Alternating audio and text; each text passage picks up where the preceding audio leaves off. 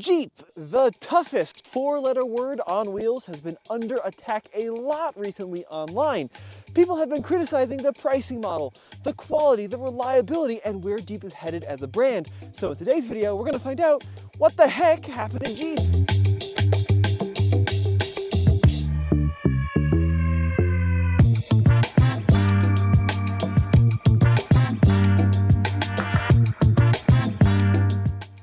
Oh, and by the way, the toughest four-letter word on wheel was by far the best slogan they've ever had. The current one is, there's only one, which is dumb because there's actually 5 models in the US, and one of the models in Europe is a Peugeot, or as the French would say, the Peugeot. So it's dumb. Go back to toughest four-letter word on wheels. In order to understand where Jeep is going, where they're at now, we have to find out where they've been. Please start. Oh yeah, oh. There it is. There's that wartime wonder. This war has produced many mechanical wonders, but in the field of transport, the Jeep is a masterpiece of engineering. They seem to thrive on rough treatment.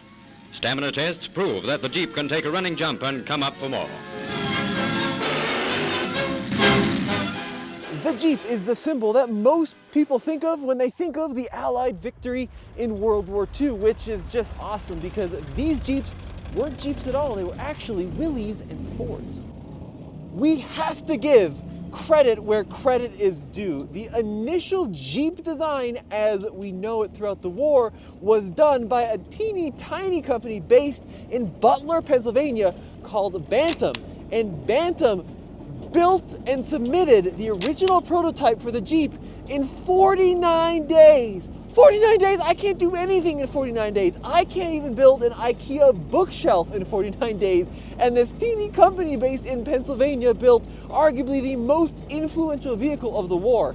That's insane. Now, while Bantam did have the production capacity to build some of the silliest, goofiest looking cars for all the clowns throughout the world, seriously, what the heck is this, Bantam? They didn't have enough production capacity to build enough Bantam reconnaissance cars for the war effort.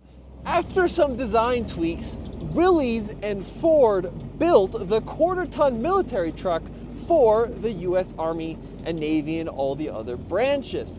Now, the Ford version was called the GPW, which stands for Government 80-inch Wheelbase Willys Design, and the Willys is what we're driving here, is called the Willys MB Military Version B, but mechanically and design-wise, they're virtually identical.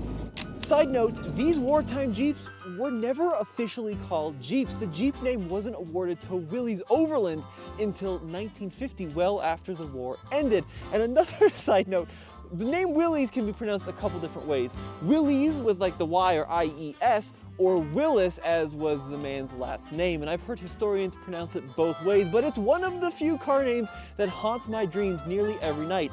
Just like the name of every new Lamborghini. The new one, it sounds like a cheese, I think. It's Terrario.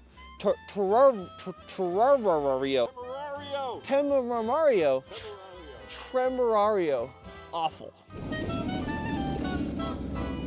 I heard a historian describe once why World War II is the war that sticks with us today more than just about any other conflict for the last 300 years. And he was saying it's because it's the last time in history there was pretty much a definitive divide between good and evil, the oppressors and the liberators. And the Jeep is the symbol of Allied victory. Well, the Jeep and the Sherman tank, but it's a lot harder to drive a Sherman tank to Costco.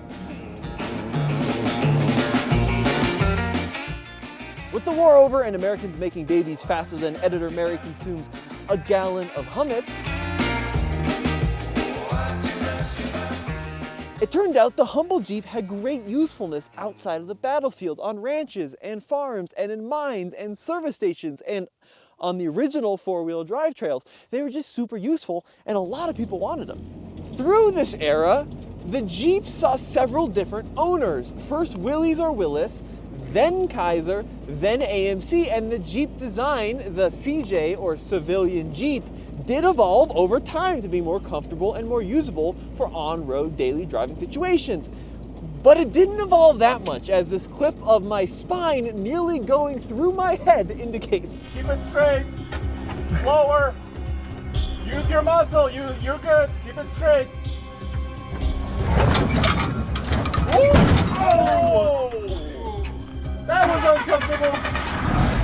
And through this era, new Jeeps were launched with names like Gladiator and Wagoneer, and some truly insane non-PC names that would never fly today, like the Comanche Pioneer, or even worse, the Comanche Eliminator. Now, throughout the 1980s, a couple of very important things happened to Jeep that would change the way the brand functioned forever. The first was a truly bizarre French connection, and the second was a truly important news piece. Now, the French connection led to some, how you say, truly merde transmissions, and eventually a Chrysler buyout, and the news piece resulted in square headlights. Seriously, folks, I asked the head designer of Jeep himself why the 1987 Wrangler had rectangular, or some people say square, headlights, and he said it's hard to roll a square, which is true, unlike how hard it is to roll a Jeep CJ5, at least according to a very influential 60 Minutes piece about Jeep CJ safety. Now for me, the golden era of Jeep was the 1990s. You had the legendary, indestructible 4-liter inline-six. You had the affordable and durable Jeep Cherokee XJ. You had the cool, albeit slightly odd-looking Wrangler YJ. And then you had the earth-shattering announcement of the Jeep Grand Cherokee in the early 1990s. Okay, maybe earth-shattering is the wrong description, but definitely glass-shattering as they drove it through a literal pane of glass at the Detroit Auto Show introduction. And either come in a little bit or towards that.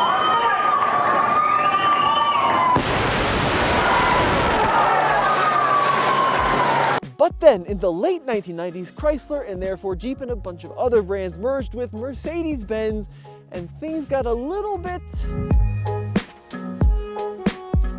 What I'm trying to say is it was a complete communication and partnership disaster, resulting in Mercedes taking most of the funding and the good stuff for themselves, leaving Chrysler and Dodge and Jeeps with the scraps. But at least we got the first generation Chrysler Pacifica. Nobody wanted that, Micah. What are you saying? The Crossfire was even worse. Jeeps of this era saw major cost cutting and a great reduction of quality. They just weren't very good. However, I will die on the hill in defending the Jeep Liberty. I don't think they're as bad as people say they are after owning a couple of them. They're kind of like 1980s hairband rock drummers. They either die when they're super, super young, or they live to 100 somehow. And then, in the later 2000s, we saw the rise in the popularity of the affordable crossover. This hill was a bad idea. Which led to the rise in the popularity and the introduction of vehicles like the Jeep Compass and the Jeep Patriot, which was more like a 70s guitarist that just simply died young. Although people miss people like Jimi Hendrix, a terrible example. Nobody misses a Patriot or a Compass, promise you. And then, when Jeep found themselves under the ownership of FCA, Fiat Chrysler Automobiles, things actually got a lot better. The CEO, Sergio Marchionne, was a really humble guy that actually lowered his office from the top of the tower down to the bottom so it could be closer to the typical everyday work person. And he really understood the importance of Jeep and Ram to the US and invested in new product heavily, resulting in a lot of improvements to the brand. Now, under FCA, we saw the launch of the first new Wrangler in over a decade, the JL Wrangler, and the return of the Jeep pickup truck, the Gladiator. Plus, we saw the introduction of vehicles like the Jeep Renegade, which, although not much loved by enthusiasts, have sold hundreds of thousands around the globe and are actually very, very popular. We also saw a new Grand Cherokee, so it was a really good era for new product introductions. Now, Stellantis has been an interesting story. The merger with the French, listen, I don't want to overgeneralize, and this is probably going to offend some people, but I'm just going to say it. The French automakers have never understood the American marketplace. And I love French cars. Citroën, Renault, Peugeot, they all do amazing things. But whenever they partner with American manufacturers to try to build cars for Americans, things just don't go well. Like the Renault Le Car. Who wants that? And I kind of feel the same thing is happening right now. Several months after the establishment of Stellantis, a lot of our good friends within Jeep, a lot of senior management and engineers and designers actually ended up leaving, which I think really hurt the brand in the long term. Now, one of the biggest issues we hear over and over about the direction Jeep has taken is in regards to cost. This big inflation in prices. And certainly we have seen that in vehicles like the Grand Wagoneer that are $100,000 or $115,000, and Jeep has steadily moved upmarket and more luxurious in that segment. But it is still possible to get a very base model Wrangler like this with crank windows. And although these are still, in my opinion, a little overpriced, dealer incentives have really brought the prices down in recent months. Now I know it is the trendy thing right now to kind of take a dump on Stellantis, but not all is bad. Through it all, through the mergers and the transitions and the acquisitions and what have you, the little Wrangler has endured. And let's give this Jeep a lot of credit. It's amazing. In 2025, you can still buy a relatively small, relatively lightweight vehicle with solid axles front and back, removable doors, a removable top, and even a fold-down windshield.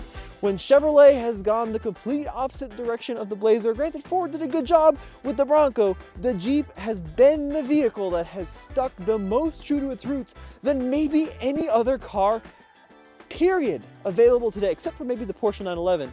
This thing is, it's endured, folks.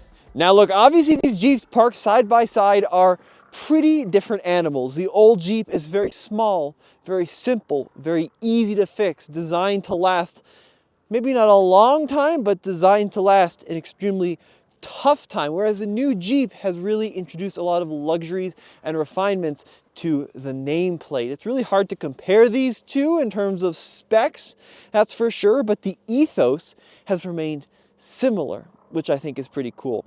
And the reality of the matter is everyone says they want a 1940s Jeep, but would you really want to drive one of these on a regular basis? Turn signals? Nope.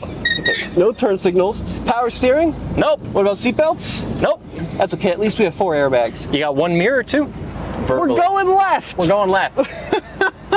That is a real highway. On one of the most notorious highways in the world. This is so scary. How are your brakes? There. You can literally reach out and touch the car next to you. Oh yeah. Now look, I know everybody in the comments is going to yearn for the old days. Vehicles like that Willys MB up on the top of the hill, and they are amazing vehicles, but driving them in modern traffic at speeds over 32 miles an hour is like being pushed down a set of stairs in a shopping cart. It's just not a pleasant experience, and the needs of modern drivers have changed as roads have gotten faster and distances that people drive have gotten longer. Everybody likes to complain about the price surrounding these new Jeeps, but I had a really interesting conversation with the owner of one of the largest Jeep dealers in our part of the country, and he was saying that people like to complain about price, and then they come into the dealer and they only want the Jeeps with all the bells and whistles. He cannot sell the base models like this with the manual windows and no power or anything. People want the expensive ones, even though all the enthusiasts on the internet say that's not the case. I know better than anyone, I think, that the internet can very much be an echo chamber, and all the comments in this video are going to say Jeep has gone the wrong direction and it's terrible and it's a dumpster fire and things are awful.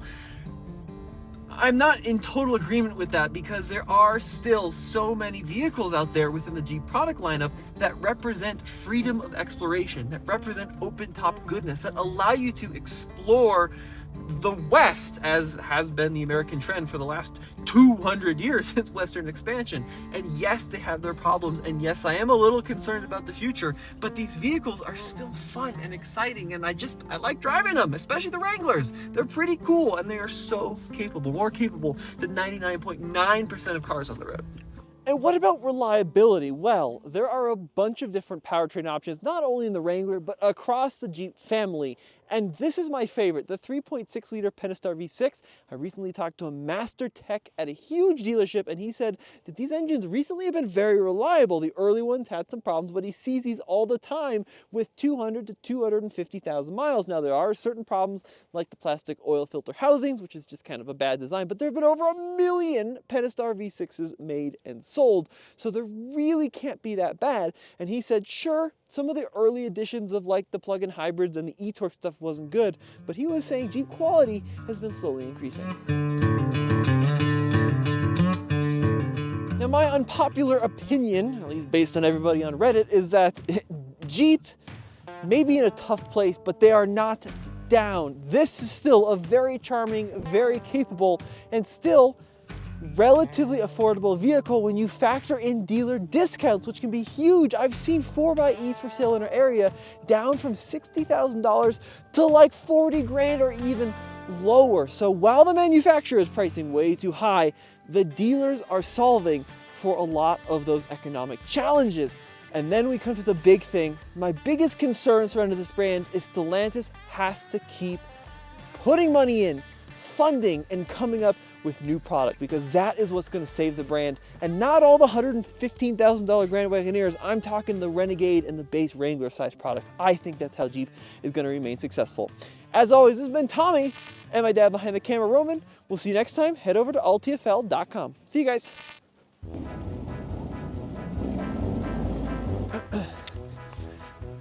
Oh man. Ooh, what do I do with my hands? Okay. I don't know what to do with these things. Running down a hill. I look dumb. The hills are alive with the sound of me falling on my ass.